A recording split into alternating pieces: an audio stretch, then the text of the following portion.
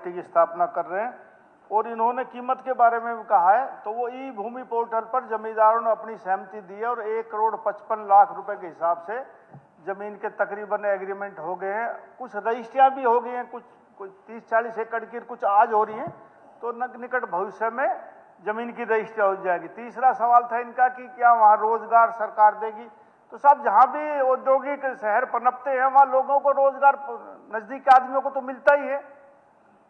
ये आप सर, अगर सरकार की तरफ से इसको जो है श्योर कर दिया जाए कि एक परिवार को नौकरी मिलेगी, ठीक है, रोजगार तो मिलता है उससे, पर अगर उनको इंश्योरेंस कर दें कि भी ये जरूर मिलेगा तो बेहतर है। दूसरा, जो कीमत रखी गई है वो 2 करोड़ हो तो अच्छा है।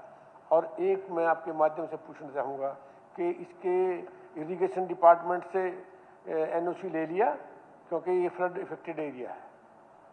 महोदय, इसमें कीमत हम नहीं रख रहे, जमींदारों ने अपनी मर्जी से कीमत तय करके दोनों पार्टियों ने जब तय हुई है।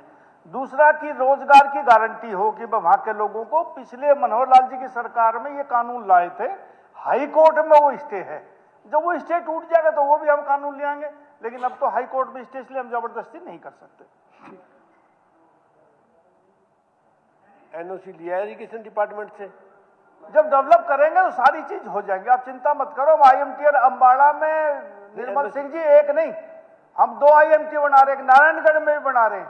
बट आपसे ज्यादा चिंता सरकार को, नायब सैनी जी को ज्यादा चिंता ये खुद कर रहे हैं, 2 आईएमटी बना रहे हैं अंबाड़ा में।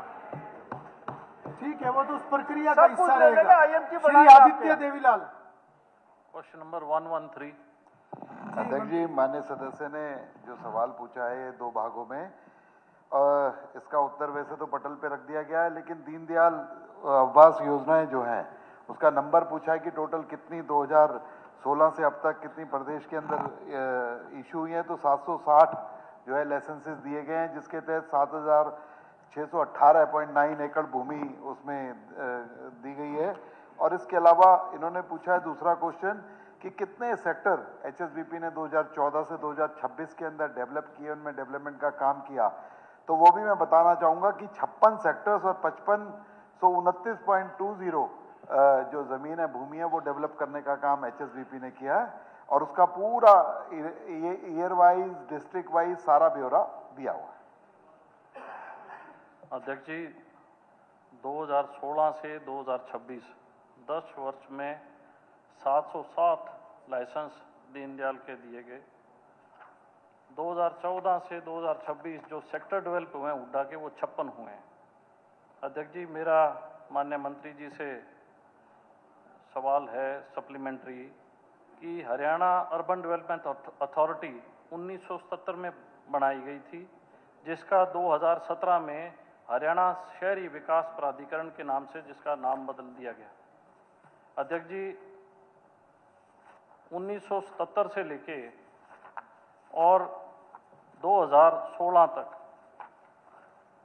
जो मकान प्लॉट दिए जाते थे, उसके अंदर पूर्व में आरक्षण श्रेणियां थी, जिसके अंतर्गत अनुसूचित जाति, पिछड़ा वर्ग, पूर्व सैनिक / रक्षाकर्मी, युद्ध, विधवा, स्वतंत्रता सेनानी।